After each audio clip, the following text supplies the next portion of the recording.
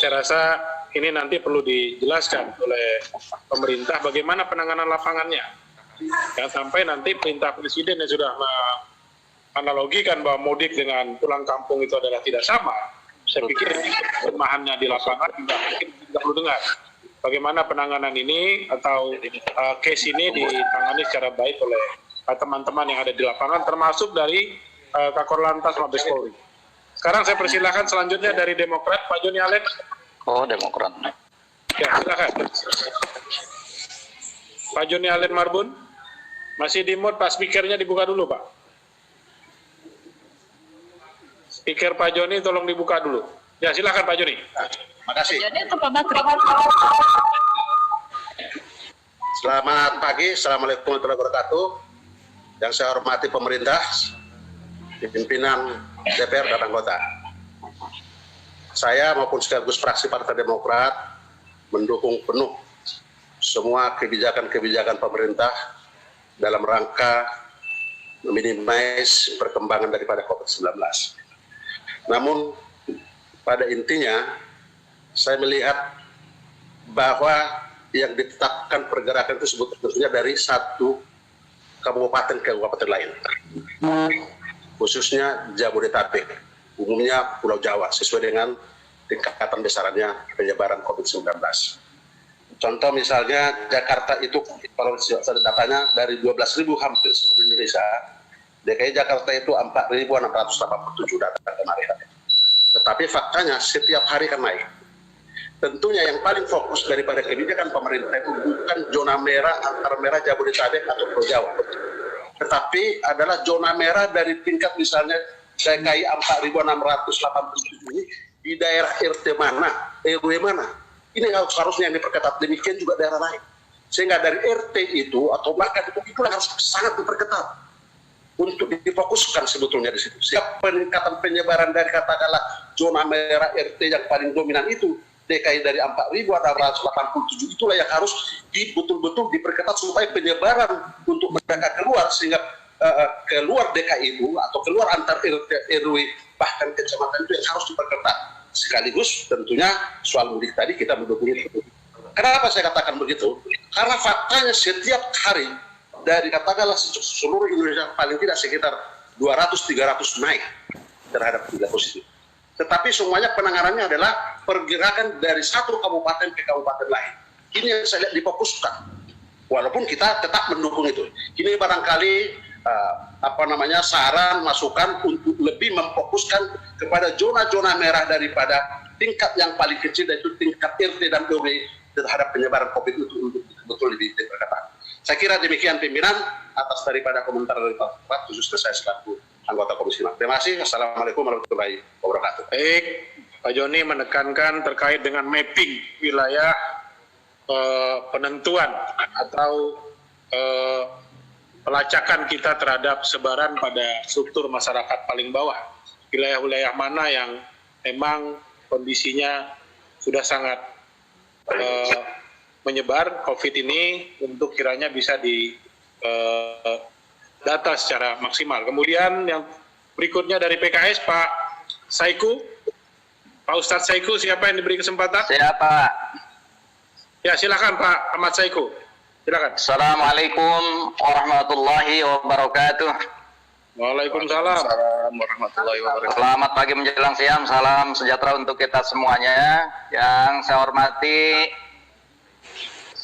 Pak Menteri Perhubungan beserta seluruh jajaran, juga yang saya hormati Pak Menteri PUPR, Pak Basuki beserta seluruh jajaran, juga yang terhormat Pak Kakor Lantas Mabes Polri beserta jajaran, yang saya hormati, saya banggakan Pak Ketua, para Wakil Ketua, dan para anggota Komisi 5. Pertama, terkait dengan Kementerian Perhubungan, saya merasa bangga bisa melihat kembali wajah Pak Menteri. Mudah-mudahan insya Allah bisa terus dalam keadaan sehat selalu. Amin. Fraksi PKS pada intinya berusaha untuk bersama-sama dengan elemen bangsa yang lain untuk bersama-sama penyelesaian COVID-19 ini secara tuntas. Tentu ini memang perlu pengorbanan dari kita semuanya. Nggak bisa hanya parsial, orang-orang sendiri-sendiri masing-masing. Itulah sebabnya kebijakan-kebijakan ini harus menjadi komitmen bersama dari seluruh elemen bangsa. Termasuk diantaranya saat melakukan pelarangan mudik, tentu fraksi PKS juga sangat mengapresiasi kebijakan ini. Karena dari sinilah mudah-mudahan insya Allah tidak akan terjadi penyebaran yang masif dari ibu kota yang menjadi epicentrum pandemi COVID kepada daerah-daerah yang lain. Nah, oleh karena itu, fraksi PKS berpendapat bahwa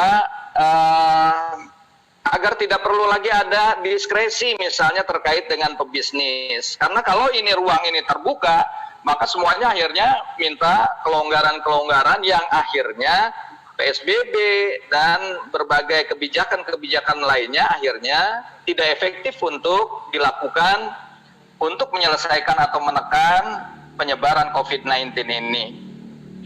Pada sisi yang lain, ketika mudik ini ditekan, tentu masyarakat ini akan berada di ibu kota.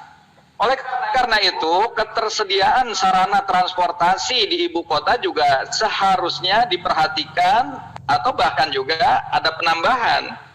Karena kami melihat misalnya pada tanggal 13, 20, dan 30 April, ini menurut catatan Kemenhub, penumpang KRL ini hanya turun 22% saja dari 175.000 menjadi 136.000.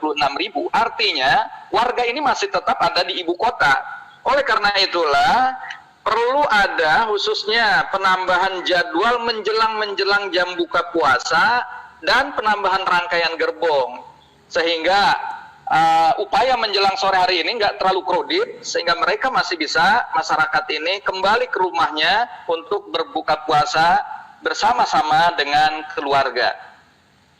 Kami fraksi PKS mengapresiasi adanya kebijakan di mana kalau sekiranya tadi overload di satu rangkaian gerbong, maka kereta ini tidak akan diberangkatkan kembali, ya. Dan ini saya kira menjadi satu kebijakan yang perlu diapresiasi.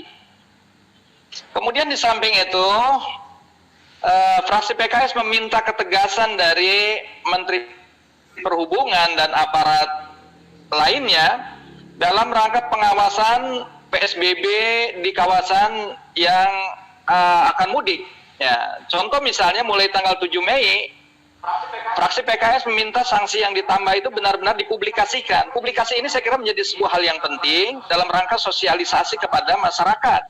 Sehingga dengan adanya tindakan-tindakan tadi yang dikatakan persuasif pun, humanis, itu akan menjadikan masyarakat jerak. Oh, kalau gitu kita akan tetap saja berada di ibu kota dan tidak mudik. Kemudian kepada Pak Menteri PUPR, saya apresiasi bahwa berbagai sarana-sarana jalan, baik jalan tol maupun jalan nasional, ini tetap yang menjadi tulang punggung distribusi logistik, ya, ini dalam keadaan yang baik. Dan saya kira saya sepakat, setuju fraksi PKS, di mana untuk mobilitas distribusi logistik, saya kira ini menjadi suatu hal yang harus menjadi prioritas. Namun demikian dalam pelarangan mudik kiranya PUPR beserta Kementerian Perhubungan ya mewaspadai juga terus adanya lonjakan-lonjakan di ruas-ruas baik jalan tol maupun jalan nasional, sehingga checkpoint ini perlu diperbanyak dan diberlakukan selama 24 jam. Bahkan jika memungkinkan, fraksi PKS mengusulkan apakah itu di rest area atau di tempat tertentu dilakukan misalnya pengetesan terhadap indikasi terhadap COVID-19 ini. Bapak-bapak, ibu-ibu, saudara sekalian yang saya hormati, saya banggakan, mudah-mudahan dengan kebersamaan seluruh elemen bangsa, insya Allah wabah yang tengah menjangkiti kita semuanya, COVID-19 ini mudah-mudahan bisa segera berakhir. Saya kira itu pimpinan dan para anggota beserta para menteri, kurang lebih saya mohon maaf. Wallahul muwaffiq ila aqwamit thoriq. Wassalamualaikum warahmatullahi wabarakatuh. Waalaikumsalam. Terima kasih Pak itu dari Voksi PKS. Selanjutnya dari Voksi PAN, Pak Boyman Harun atau Pak Bakri yang mengambil kesempatan. Pak Bakri. Silakan Pak Bakri atau Pak Boyman. Ya, Pak Ketua. Ya, silakan Pak Bakri. Baik. Terima kasih Pak Ketua. Bismillahirrahmanirrahim. Assalamualaikum warahmatullahi wabarakatuh. Selamat siang, salam sejahtera untuk kita semua.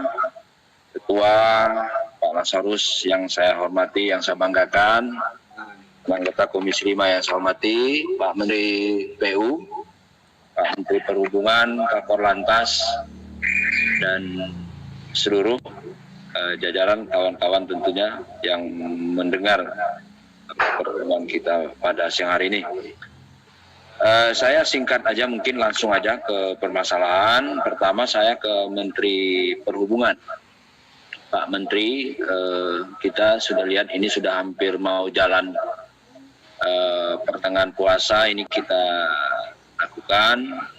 Alhamdulillah banyak hal-hal mungkin yang sudah dilakukan oleh Kementerian Perhubungan terkait dalam rangka bersama-sama kita mencegah terjadinya Ini kok uang di Komisi Galon di kantor COVID-19 ini, sehingga betul-betul bisa teratasi dan kenyamanan daripada untuk mudik ini tetap bisa berjalan. Nah, ada beberapa catatan. Catatan pertama saya menyampaikan doa alhamdulillah Pak Menteri bisa bersama-sama kita pada hari ini. Pak Menteri Perhubungan, sehat walafiat mudah-mudahan ya Pak ya, jaga kesehatan Pak, itu nomor satu.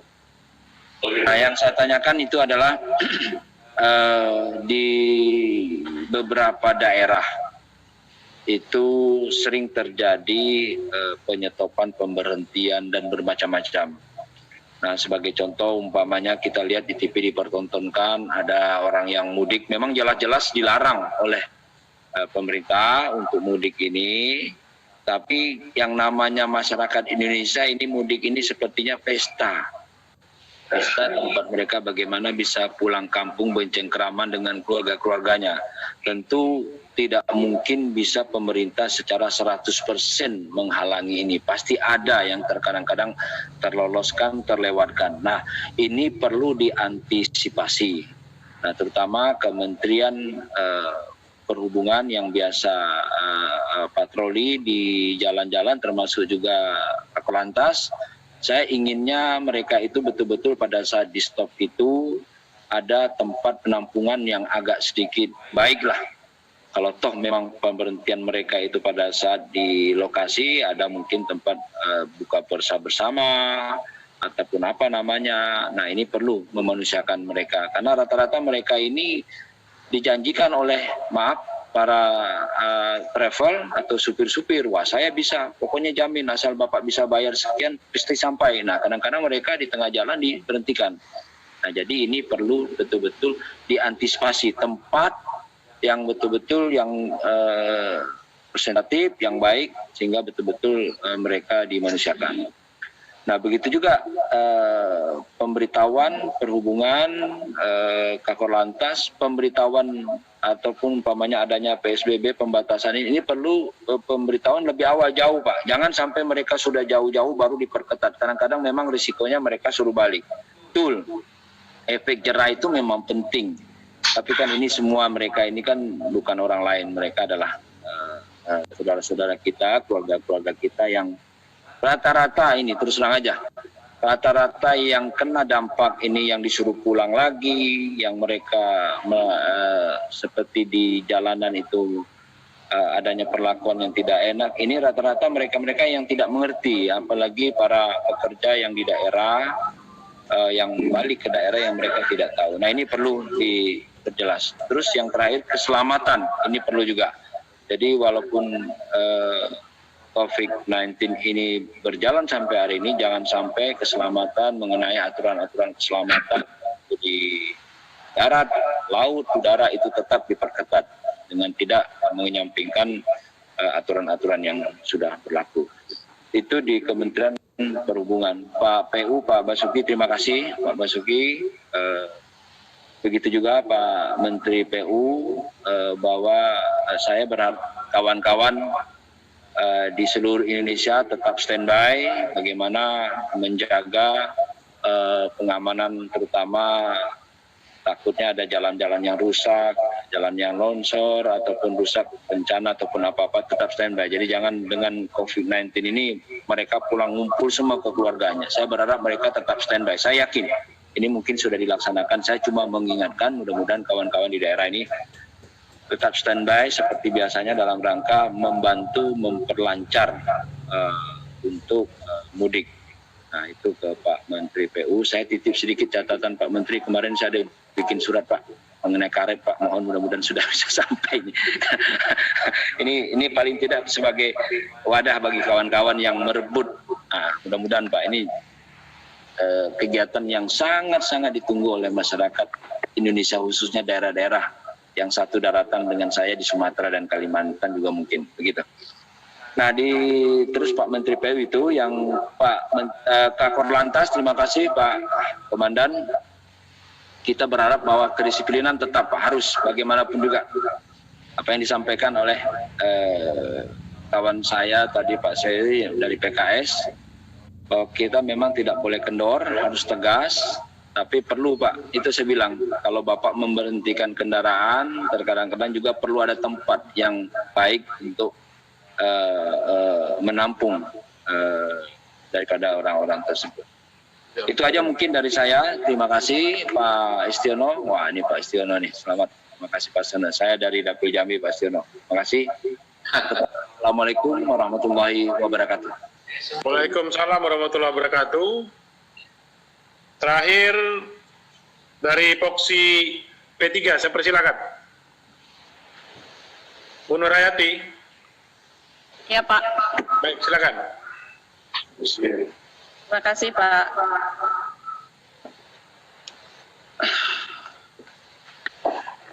Bismillahirrahmanirrahim. Yang terhormat pimpinan dan wakil pimpinan Ketua Komisi 5, Pak Menteri Perhubungan, PUPR, dan juga Kakor Lantas beserta jajarannya. Saya memang selalu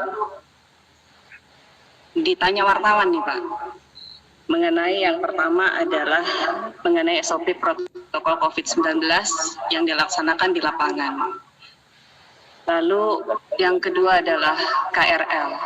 Bagaimana KRL itu menjadi tempat penyebaran COVID-19 yang memang sekarang katanya kemarin baru ada 3 penumpang yang positif, tetapi bisa berpergian memakai KRL, sehingga banyak sekali orang yang menjadi PDP dan ODP pada saat ini. Apakah KRL ini memang tidak bisa dihentikan sementara, atau memang ada protokol COVID-19 yang dilaksanakan di lapangan? Pada saat itu saya juga bertanya, apakah ketiga orang yang naik KRL itu mempunyai gejala, apakah tidak? Dan bagaimana petugas di lapangan, operator, baik yang melaksanakan sarana dan prasarana, terminal, stasiun, bahkan bandara pada saat itu. Dan yang ketiga adalah pos pemantauan atau checkpoint. Saya kemarin sebagai tim pengawas penanggulangan bencana COVID-19 setelah beberapa melihat checkpoint yang ada di jalan-jalan, saya melihat bahwa checkpoint yang sekarang tidak menerapkan protokol COVID-19 atau masih sangat kurang sekali di lapangan. Saya lihat masih terjadi kerumunan. Pemeriksaan itu menjadikan kerumunan baru.